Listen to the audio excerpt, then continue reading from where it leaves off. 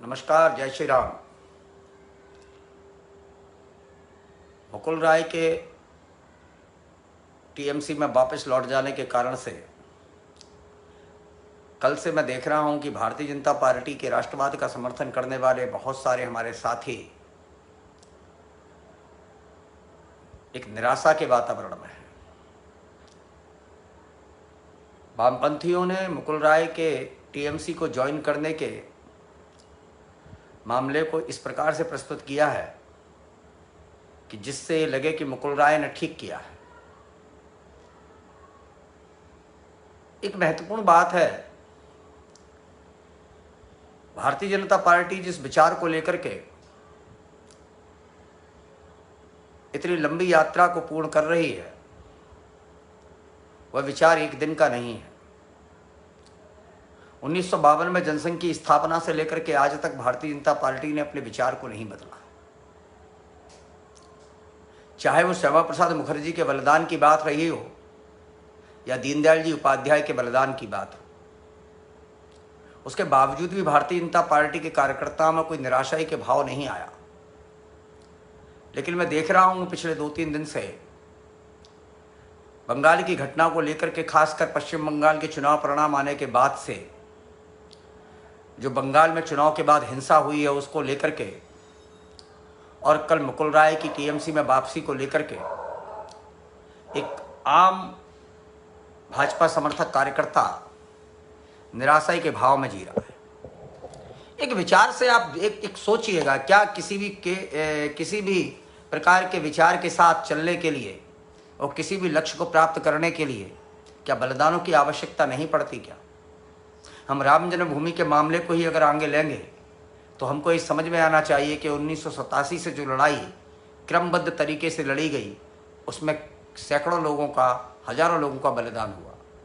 और अगर इस लड़ाई को राम जन्म मंदिर के विध्वंस जब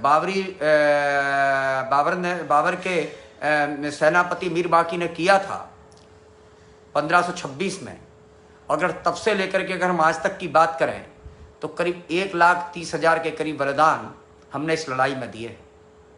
500 साल लंबी लड़ाई लड़ने के बाद हमने जीता है। निराशा का भाव हमारे मन में क्यों आ रहा है? हमें कोई सत्ता के लिए आगे नहीं बढ़ रहे हैं, हम अपने स्वाभिमान और सम्मान के लिए इस देश में अपने विचार के साथ आगे बढ़ने का काम कर रहे हैं। हम जनता के किसी वर्ग को जगाने की अगर बात कर रहे हैं तो उसमें कोई सत्ता का स्वार्थ नहीं है। सत्ता तो सिर्फ एक माध्यम है कि जब वहां सत्ता में पहुंचने के बाद हम उन लोगों की भलाई के लिए काम कर सकें।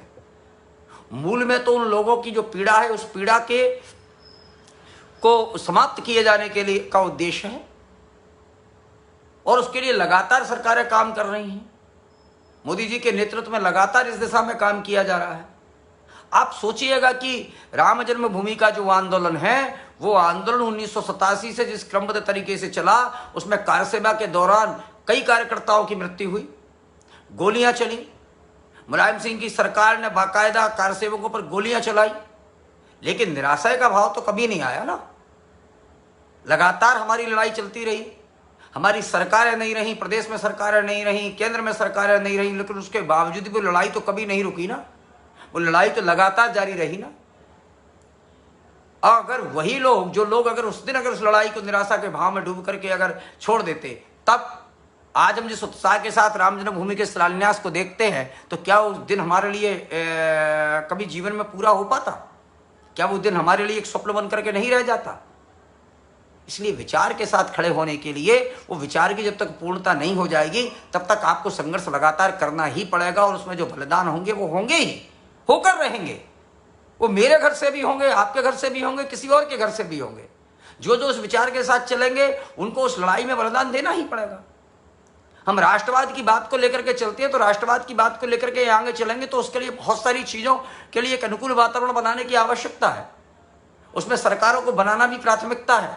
सरकारों के बन जाने मात्र से हमको वो साधन उपलब्ध हो जाते हैं जिनके माध्यम से हम उस विचार के साध्य को पूर्ण करने का काम कर सकते हैं, और वही हो रहा है। 7 वर्ष में मोदी सरकार के द्वारा लगातार इस बात के प्रयास किए जा रहे हैं कि किसी भी कीमत पर इस देश के अंदर, देश के किसी भी कोने में जो पीड़ित हैं, जो सरकारों के अत्याचारों से पीड़ित हैं, जो जिनके स्वाभिमान पर चोट पहुंचाई गई है, उन सारे के सारे लोगों को, उन लोगों में एक जागृति का भाव, उनमें चेतनता का भाव उत्पन्न किया जाए और उनके अधिकारों को और उनके स्वाभिमान को पुनर्स्थापित किया जाए। उसके लिए लगातार सरकार प्रयास कर रही है।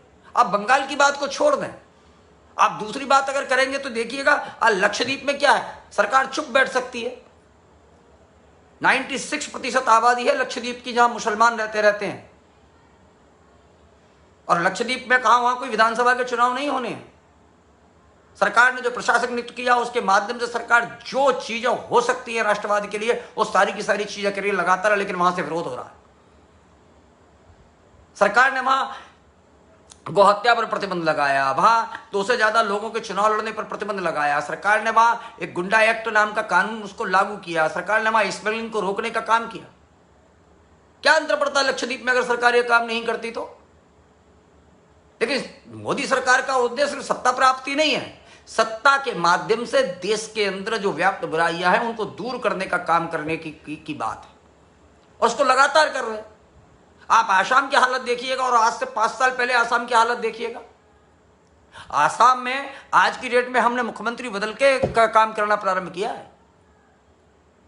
सर्बानंद सोनोवाल को यशपाल मुख्यमंत्री नहीं थे, लेकिन जिस विचार को हम लेकर के आगे चल रहे तो उसको दृढ़ता देने का काम अगर कोई और तेज गति से कर सकता था तो वो हेमंत बिश्व शर्मा कर रहे हैं, और दिखा भी रहे वो करके। आप 5 साल पहले का आसाम का इतिहास देख लीजिएगा। आसाम के अंदर जनसंख्या का जिस प्रकार से बढ़ोतरी हो रही थी विशेष वर्ग की, वो देख लीजिएगा। बदरुद्दीन अजमल जो वहां का नेता है उसकी भाषा सुन लीजिएगा, उसके कारण से लोग कितने परेशान थे वो सुन लीजिएगा। कांग्रेस ने उसके सामने सरेंडर करके अपनी राजनीतिक ताकत उसके पीछे लगा दी इस चुनाव में। उसके बावजूद भी आप वहां भारतीय जनता पार्टी की सरकार बनी रही। कुछ और लोग थे जो आसाम की संस्कृति को बचाने की बात करते थे, जो घुसपैठियों को भगाने की बात करते थे, वो सारे के सारे लोगों ने भी मिलकर के इस बार बदरुद्दीन अजमल और कांग्रेस का साथ दिया सीए के मुद्दे का विरोध करते हुए, लेकिन उसके बावजूद ही सरकार बनी। आज हम जिस विचार को लेकर के चल रहे थे कि बांग्लादेश के घुसपैठियों को जो अवैध तरीके से आसाम के अंदर रह रहे हैं या जो देश के अंदर रह रहे हैं उनको बाहर निकालने का अगर काम है, वो हमारा लंबे समय से विचार था। उस विचार को पूर्णतः हम सरकार के माध्यम से कर रहे हैं ना। आज आसाम के अंदर अगर सरकार बनी है तो आसाम की सरकार को कोई मोदी और योगी और शाह थोड़ी भोगने के लिए जा रहे हैं। आसाम की सरकार अगर बनी है तो आसाम की जनता भोग रही है। सर्बानंद सोनोवाल मुख्यमंत्री रहे, वो हेमंत बिश्व शर्मा है, दोनों ही आसाम के। अगर मिनिस्टर है तो वहां आसाम के लोग मिनिस्टर बनेंगे। अगर सरकार में जो लोग रहेंगे वहां आसाम के लोग रहेंगे। जनजीवन परिवर्तित होगा तो आसाम के लोगों का परिवर्तित होगा। मोदी और योगी का परिवर्तित, मोदी और शाह का परिवर्तित होने वाला थोड़ी है। आसाम में नहीं भी सरकार बनती तो मोदी जी को क्या अंतर पड़ता था, उनकी तो केंद्र में सरकार है। त्रिपुरा में जहां आप सरकार बनाने की नहीं सोच सकते थे वहां सरकार है, आपकी पूर्ण बहुमत की सरकार है। और उस सरकार के माध्यम से देखिए 2 चीजें हैं। एक, जहां पहले से लोगों का सरकार के माध्यम से उत्पीड़न हो रहा है, उस उत्पीड़न के कारण से लोग पीड़ित हैं, लोग परेशान हैं, उन लोगों की परेशानी को आवाज देने का काम भारतीय जनता पार्टी कर रही है। उन लोगों की परेशानी को दूर करने का काम भारतीय जनता पार्टी कर रही है। इसलिए वो लोग, भारतीय जनता पार्टी उन लोगों के लिए काम करने की बात कर रही है। वो लोग भारतीय जनता पार्टी के लिए काम नहीं कर रहे, ये दिमाग से निकाल दीजिएगा। आज आसाम के लोगों की ये मांग थी। मैं आसाम की बात बार बार इसलिए कर रहा हूं कि आसाम और बंगाल लगा हुआ है। आसाम के लोगों की जो बात थी मैं उसको समझाने की कोशिश कर रहा हूं कि आसाम के लोगों की ये मांग थी कि जो बांग्लादेश के घुसपैठिए आए, जो बांग्लादेश से अवैध तरीके से लोग आसाम के अंदर आए, जिन्होंने आसाम की भाषा, भूषा और संस्कृति पर प्रहार करने की कोशिश की, जिसके कारण से आसाम की भाषा, भूषा और संस्कृति प्रभावित हो रही थी, उन सारे लोगों के खिलाफ जो आंदोलन आसाम की जनता कर रही थी, उस जनता को आवाज देने का काम भारतीय जनता पार्टी ने किया। ये पीड़ा तो आसाम के लोगों की थी ना, भारतीय जनता पार्टी तो वहां पिक्चर में भी नहीं थी ना। असम गण परिषद थी, आसू वहां के छात्र संगठन थे, उन लोगों ने सरकारें भी चलाई हैं वहां। प्रफुल्ल कुमार महंता वहां के आसाम के मुख्यमंत्री रहे। राजीव गांधी की सरकार के साथ में आसाम के लोगों ने एकॉर्ड किया 1985 में, लेकिन उसका पालन नहीं हुआ, मामला सुप्रीम कोर्ट तक पड़ा रहा। लेकिन आज अभी 5 साल पहले जब आसाम के अंदर भारतीय जनता पार्टी की सरकार बन जाती है, तब वही सरकार के माध्यम से जो काम हो रहे हैं, उन कामों के कारण से पूरे विरोधी खेमे में खलबली मची जाती है। वही राजीव गांधी, वो राहुल गांधी आसाम में जाकर के कहते हैं कि नहीं, हम किसी भी कीमत पर सीए को लागू नहीं होने देंगे। तो बात यह कि जो लोगों की पीड़ा है, भारतीय जनता पार्टी की सरकार बनने से उन लोगों की पीड़ा दूर होने का काम होना है। अगर आज आप ही देखिए, भारतीय जनता पार्टी 5 साल पहले बंगाल के अंदर कहां थी?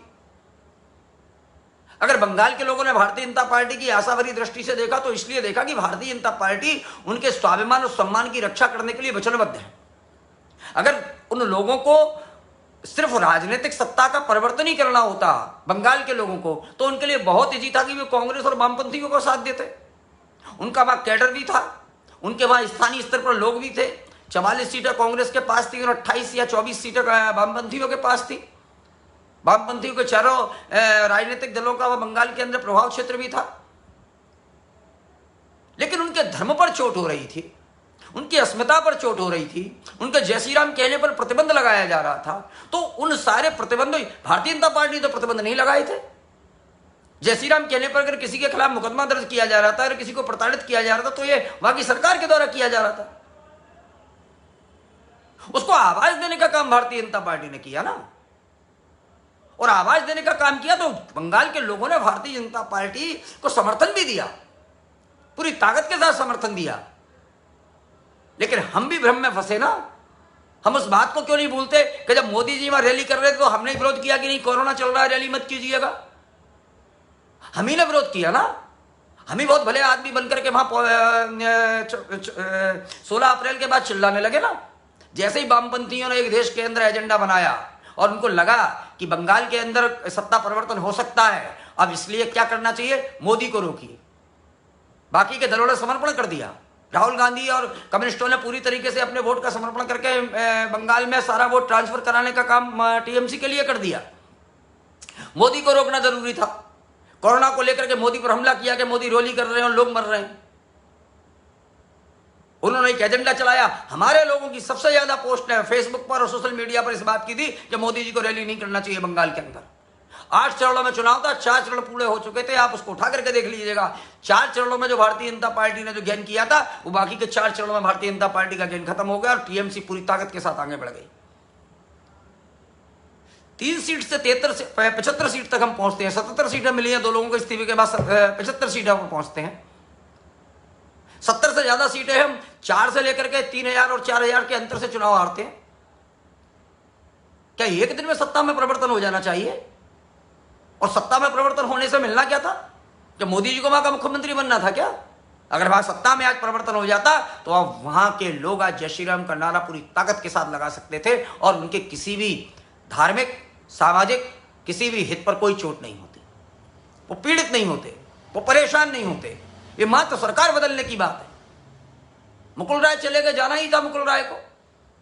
अगर अवसरवादिता के कारण से अगर आप आओगे तो मुकुल राय को तो जाना ही था। मुकुल राय का जाना कोई राजनीतिक तौर पर अच्छा नहीं कहा जा सकता। मुकुल राय कोई भारतीय जनता पार्टी को मजबूत करने के लिए आने वाले नेता नहीं थे। मुकुल राय टीएमसी में अपने एक घटते हुए कद से परेशान थे। मुकुल राय को टीएमसी में अपने अस्तित्व को लेकर के खतरा था, इसलिए मुकुल राय ने जगह ढूंढी भारतीय जनता पार्टी।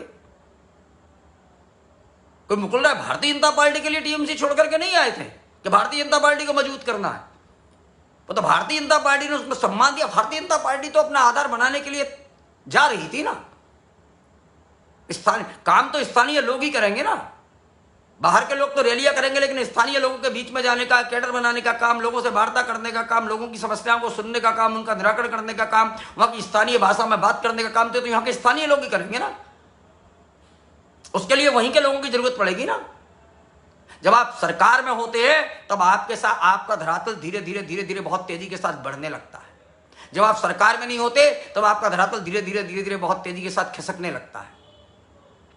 जो पार्टियां सरकार में आने की बात आती है उनके साथ एक फ्लोटिंग वोट आता है।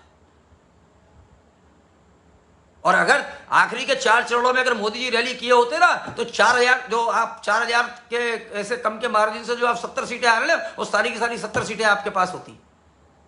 और अगर 70 सीटें वो आपके पास होती तो आप सरकार बनाने की स्थिति में होते। लेकिन हम ही नैतिकता की बात करने वाले लोग हैं ना। ये युद्ध है, इस युद्ध में छल कपट सारी चीजें आती हैं।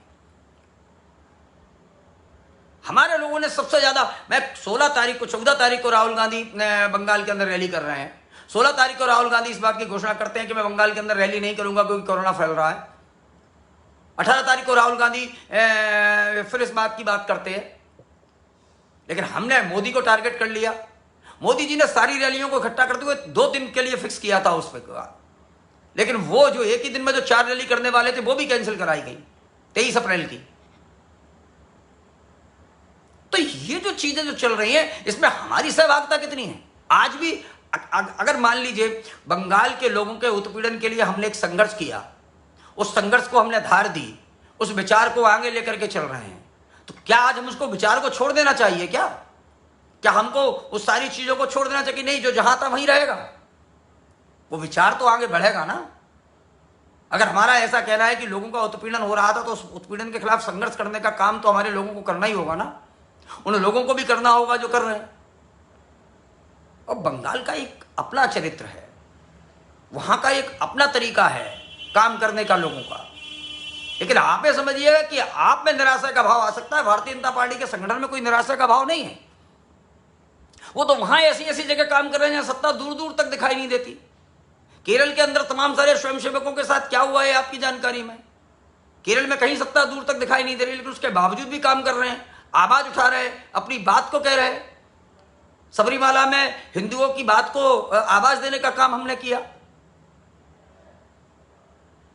तो जहां भी पूरे देश के अंदर जब हिंदुओं के खिलाफ कोई काम होता है, तो वो तब सारे के सारे लोग भारतीय जनता पार्टी की तरफ देखने का काम करते हैं कि भाजपा क्या कर रही है। और जैसे ही हमको कोई बात हो जाती है, उसके बाद हम कहते हैं कि भारतीय जनता पार्टी धर्म की राजनीति करती है। तो बहुत सारी चीजें देखने की आवश्यकता। सत्ता, भारतीय जनता पार्टी की सत्ता आने मात्र से आपकी बहुत सारी समस्याओं का निदान हो सकता है। आज कश्मीर के अंदर कितने लोग वापस जा रहे हैं? अब तो मोदी सरकार है ना, सरकार ने वहां की नीति भी बना दिया। जो लोग कहते थे कि हमारी सरकार अगर चाहेगी, हमको सुरक्षा देगी, हमको सारी चीजें देगी, तो हमको कश्मीर के अंदर जाकर के हम रहने को तैयार है। आज कितने लोग वहां से वापस चले गए जो जाकर के रह रहे हैं? भाई काम तो आपके लिए अगर कोई लड़ेगा तो आपको जाकर के वहां काम करना पड़ेगा ना। आपने कहा कि कश्मीर से हम पलायन होकर के आए, हमारे ऊपर अत्याचार हुए। आज जिन कश्मीर के नेताओं की हुंकार से दिल्ली की सल्तनत हिल जाया करती थी, आज वो कश्मीर के नेताओं का कहीं अता पता नहीं है। आज उनकी बात सुनने वाला उनकी कोई इस देश के अंदर नहीं है। 7 साल में उनकी हनक खत्म हो गई, उनकी ठसक खत्म हो गई। वरना हुर्रियत के नेता जब दिल्ली आते थे तो सादा बिना केंद्र सरकार की अनुमति के बिना पाकिस्तान के दूतावास में जाकर के बात करते थे, पूरी ताकत के साथ करते थे। तमाम सारी फंडिंग आती थी, उनके पास कोई पूछने वाला नहीं था। अनुच्छेद 370 को हम ही ने खत्म किया ना। सरकारें हाथ लगाने की ताकत नहीं रखती थी। क्या अरे कश्मीर के अंदर सरकार बना ली क्या भारतीय जनता पार्टी ने? और सरकार अगर बना लेगी तो मिलना क्या है? मिलना तो वहां के लोगों को सम्मान है ना। वहां के लोगों को सम्मान देने का ही काम कर रहे हैं ना। वो लोग अब वापस जाकर के क्यों नहीं रह रहे वहां? आप वापस भले ही नहीं जा रहे हो, लेकिन सरकार ने वहां की मूल निवासी नीति में जो परिवर्तन किया, उसके नाते बहुत सारे लोगों को वहां स्थानीय निवासी के तौर पर मान्यता दी जा रही है। आज कश्मीर के अंदर रोज हम सोशल मीडिया पर जब फोटो डालते हैं कि यह फलाना शिव मंदिर का पुनरुत्थान हुआ और फिर से वो उसको जागृत किया गया और वहां फिर से इतनी छवि, तब खुश नहीं होते आप? तब तो बड़े प्रसन्न होते हो। तो ये काम कैसे संभव है? ये काम तभी संभव है ना जब केंद्र में हमारी सरकार है, हमारी सरकार के माध्यम से कोई काम हो रहा है, तभी संभव है ना। ये काम सरकारों के माध्यम से ही होंगे ना। और ये सतत संघर्ष के कारण से हो रहे हैं ना। अगर हम सतत संघर्ष को बंद कर देंगे, अगर भारतीय जनता पार्टी 1952 से चली थी और वो सोच लेती कि नहीं कहीं कुछ नहीं होने वाला, तब क्या होता? राम जन्मभूमि के आंदोलन में 4 सरकारों को अगर उसको बर्खास्त कर दिया तो वो तो शांत हो जाना चाहिए था उसको, कि अब नहीं, अब हमारी सरकार है, अब नहीं ऐसे ही हमको आंदोलन नहीं करना, इससे हमारी सरकार ही चली जाए, लौट करके सरकारें नहीं आती हैं। उसने तो किसी को दोष नहीं दिया। सरकारें लौट करके नहीं आई, तब भी कुछ नहीं कहा। जब अमित शाह जी को झूठे मुकदमों में फंसा दिया गया था तो उनको छोड़ देना चाहिए था, माफी मांग लेनी चाहिए थी, उनको बोल देना चाहिए था कि नहीं साहब, अब हम कुछ हमारे खिलाफ जो आरोप लगे साहब उनको हटा दीजिएगा, हमको माफ कर दीजिएगा। लेकिन ऐसा तो नहीं हुआ ना। अत्याचार के खिलाफ लगातार संघर्ष रहा ना। मोदी को लगातार घेरने की कोशिश की गई, उनके मुख्यमंत्री होने के नाते लगातार उनको फंसाने की कोशिश की गई, लेकिन उसके बावजूद भी उन्होंने जो लक्ष्य उन्हें निर्धारित किया है उस लक्ष्य से तो पीछे नहीं हटे ना। 2002 से लगातार मोदी के खिलाफ षड्यंत्र और विरोध लगातार हो रहा है, लेकिन वो आदमी आज भी, उनके दिमाग में जो ब्लूप्रिंट है उस ब्लूप्रिंट के तहत हर समस्या का समाधान करने के लिए तत्पर और प्रयत्नशील है। विचार के साथ अगर खड़े हो तो विचार के साथ पूरी ताकत के साथ दृढ़ता रखिएगा। अगर विचार के साथ दृढ़ तरीके से आप नहीं खड़े होंगे तो विचार पूर्ण नहीं होगा। विचार की पूर्णता में बहुत कुछ खोना पड़ता है। आप पूछिए ना कर्नल पुरोहित से, आप पूछिए ना प्रज्ञा सिंह, उनसे, सांसद प्रज्ञा से, आप पूछिए ना असीमानंद से, क्या कुछ खोया। अगर हमारी आपकी तरह होते तो वो सब सारी चीजें छोड़ देते कि नहीं नहीं साहब, वो तो हमारी कोई रक्षा नहीं कर पाया, इसलिए हमको इस विचार के साथ नहीं खड़ा होना है। तो ये सब ऐसे थोड़ी चलने वाला है। हम जब अत्याचार के खिलाफ बात करेंगे कि हमको अत्याचार से मुक्त होना है, अब अत्याचार से मुक्त होना है तो फिर हमारे लिए आवश्यक है कि हमको उस दिशा में संघर्ष भी करना पड़ेगा। उस दिशा में हमको हो सकता है बहुत कुछ खोना भी पड़ेगा। तो इसलिए इस जो विचार के लिए संघर्ष है वो तो लगातार जारी रहेगा ना। एक दिन बता दीजिएगा जिस दिन मोदी जी के खिलाफ, जब से वो मुख्यमंत्री बने तब से लेकर के आज तक, एक दिन बता दीजिएगा जिस एक दिन में उनके खिलाफ कोई षड्यंत्र नहीं किया गया। आतंकी इशरत जहां को एनकाउंटर में मारा गया था ना, लेकिन उसको उन्होंने भारत की बेटी बना करके कई राज्यों के मुख्यमंत्रियों ने तो एम्बुलेंस चलाई थी ना उसके नाम की।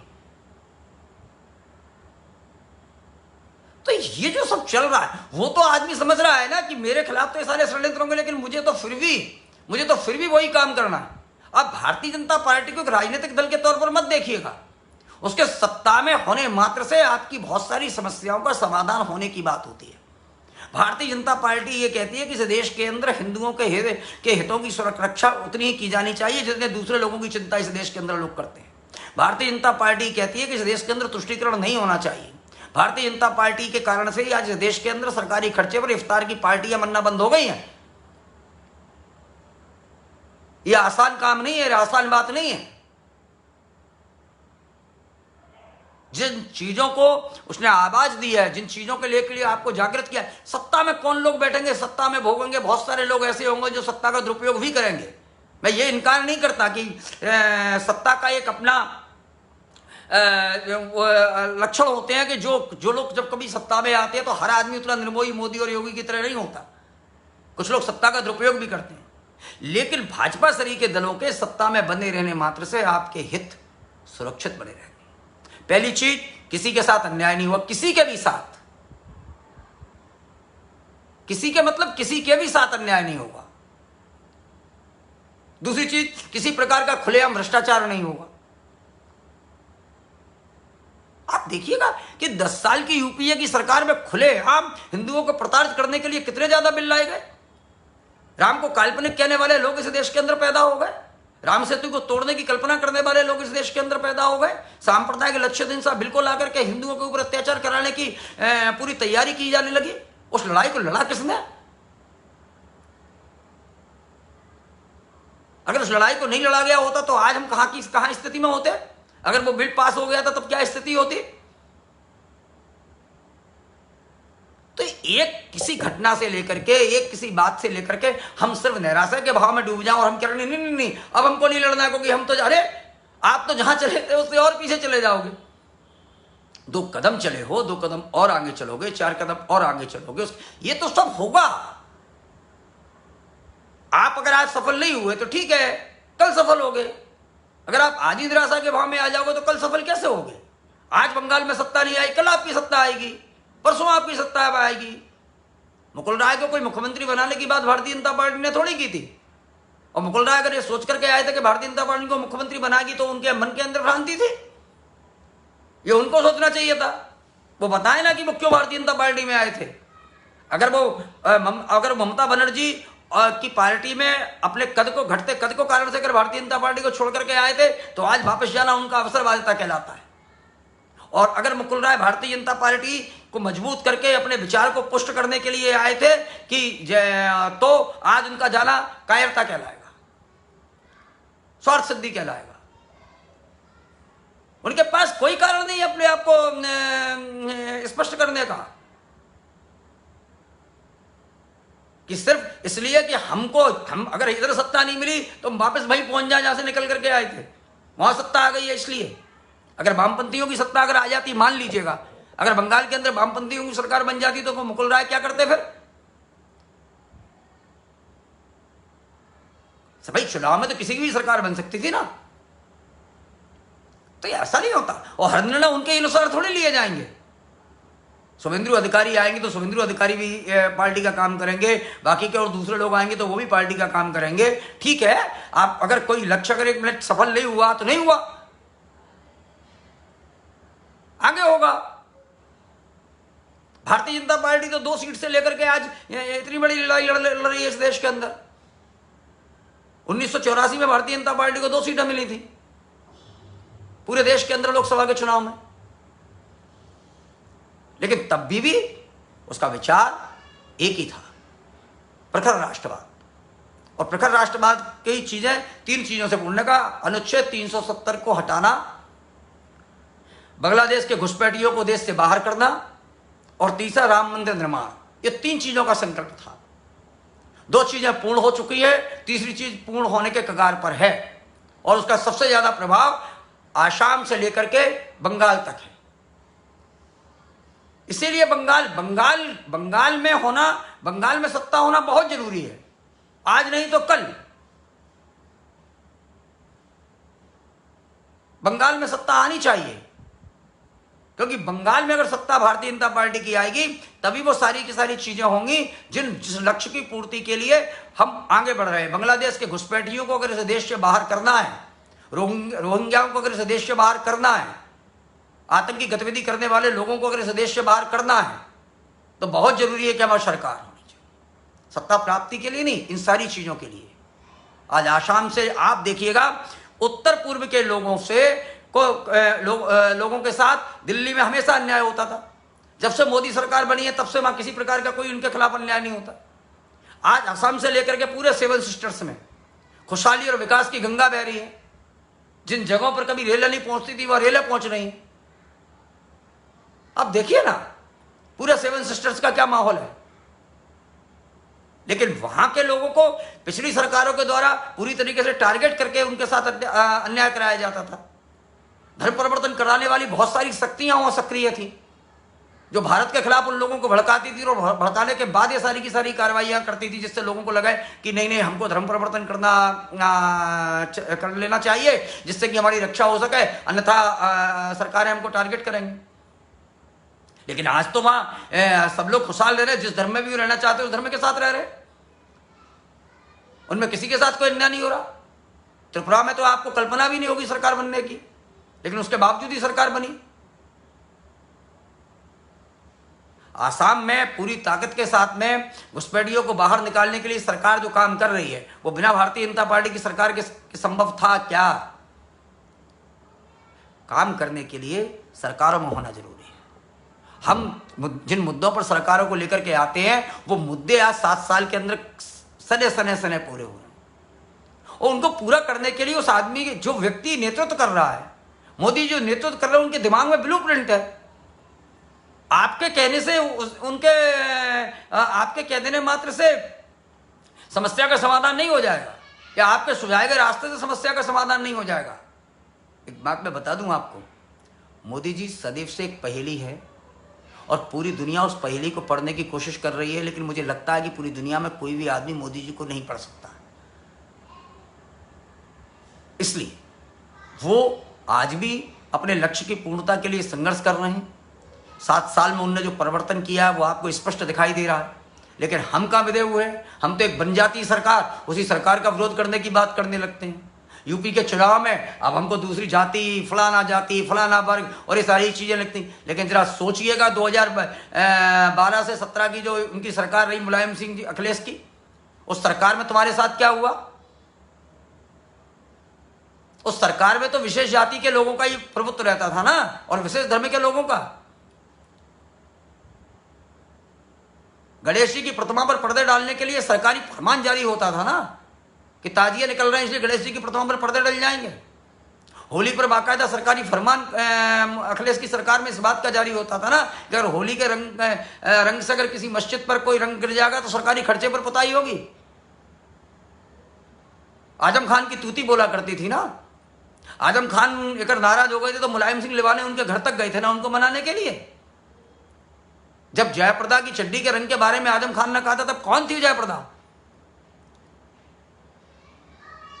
भारतीय जनता पार्टी की प्रत्याशी नहीं थी, वो एक हिंदू थी जिसके बारे में इतनी खतरनाक और खराब टिप्पणी करने की उनकी ताकत थी। लेकिन आज सरकार बदलने के बाद संभव है क्या ये? तो बहुत सारी चीजें देखने की बात है। आज कहां है आजम खान जी? आज बाकी के लोगों की क्या स्थिति है? कितने माफियाओं की संपत्ति सरकार के द्वारा सीज की जा रही है, कितने लोगों के खिलाफ कार्रवाई की जा रही है। ये कब संभव है? सरकार है इसीलिए संभव है ना। आज उत्तर प्रदेश में अमन चैन का वातावरण तो इसलिए संभव है ना कि सरकार है, अन्यथा तो ये सारी चीजों को दिमाग में, हम जिन चीजों को लेकर के सरकार बनाने आते हैं, सरकार बनने के बाद हमें उन्हीं सरकारों पर का विरोध करने लगता है कि नहीं नहीं नहीं नहीं ठीक है। आज योगी का विरोध करोगे तो किसको लाओगे? मायावती को? किसको लाओगे? अखिलेश को या प्रियंका वाड्रा को? राम जन्मभूमि के मंदिर का निर्माण पूरा चलता रहेगा क्या? फिर क्या उसके बाद फिर आपको लगता है कि तुष्टीकरण नहीं होगा उत्तर प्रदेश के अंदर? क्या उसके बाद लगता है कि फिर उत्तर प्रदेश के अंदर हिंदू अपने सम्मानजनक जीवन जी पाएंगे? लेकिन आज की डेट में चूंकि सरकार है, अब हमको एकदम से सरकार का होने का अफरा है तो हमको अपनी सरकार की बुराई करनी है। अभी वो योगी के जी के खिलाफ जातिवाद की बात करेंगे कि वो ब्राह्मण विरोधी हैं, ये विरोधी हैं, वो विरोधी हैं, और वो ऐसा कर रहे हैं, वो उनकी नहीं सुन रहे। मतलब जो चीज़ों का कोई सेंस नहीं है, जिनका कोई लेना देना नहीं है, उन सारी चीज़ों को लेकर के हम लगातार अपने नेतृत्व पर उंगलियां उठाने का काम करते हैं। बंगाल के अंदर ओबीसी की पार्टी को कुछ नहीं मिला, कम्युनिस्टों को कुछ नहीं मिला, कांग्रेस को कुछ नहीं मिला, लेकिन उनके किसी भी कार्यकर्ता ने उनके ऊपर एक मिनट के लिए उंगली उठा करके इस बात को नहीं कहा कि हमारे नेताओं की अकर्मणता रही और ये रहा। नहीं, उनका सबका लक्ष्य था कि भारतीय जनता पार्टी हार जाए और वो खुश है। राहुल गांधी तक को बंगाल में अपनी 44 सीटें चले जाने की चिंता नहीं हुई, लेकिन उनको इस बात की खुशी है कि उनकी भारतीय जनता पार्टी चुनाव हार गई। उनके किसी कार्यकर्ता ने राहुल गांधी के नेतृत्व पर उंगली नहीं उठाई। लेकिन हमारी 3 से 73 सीटें हो गई, 77 सीटें हो गई हमारी 3 से, तो हम ये कह रहे हैं कि हम चुनाव हार गए बंगाल के अंदर।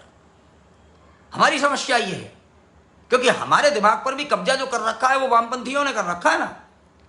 सुगुफा वो छोड़ते हैं, उसको लेकर के हम उड़ते हैं और उसी को लेकर के फिर ढोते हैं और अपने नेतृत्व पर उंगलियां उठाते हैं। तो इन सारी चीजों को बचने की आवश्यकता है। नुसरत जहां के मामले में देख ही लिया किस प्रकार से क्या हुआ। हर बार तुम्हारे सामने एक नए रूप में नए तरीके से लोग आएंगे और आपके लोगों को भ्रमित करके आपके नेतृत्व के खिलाफ खड़ा करेंगे। इसको समझने की बहुत तेजी के साथ आवश्यकता है कि जो आदमी हमको भड़काने का काम कर रहा है, भ्रमित करने का काम कर रहा है, वो हमारे नेतृत्व के खिलाफ ही कर रहा है। हमको अपने नेतृत्व से कभी शिकायत होनी नहीं चाहिए, और जिस दिन शिकायत करना बंद कर दोगे अपने नेतृत्व से, उस दिन आपकी सारी समस्याओं का समाधान हो जाएगा। क्योंकि नेतृत्व वर्तमान में बहुत उचित हाथों में है और उन उचित हाथों को बहुत तेजी के साथ मजबूत करने की और आवश्यकता है, और 2024 में और ताकत के साथ मजबूत करने की आवश्यकता है। भ्रम में रहने की आवश्यकता नहीं है, वरना तो फिर कुत्ते खीर खाएंगे, ये समझ लीजिएगा।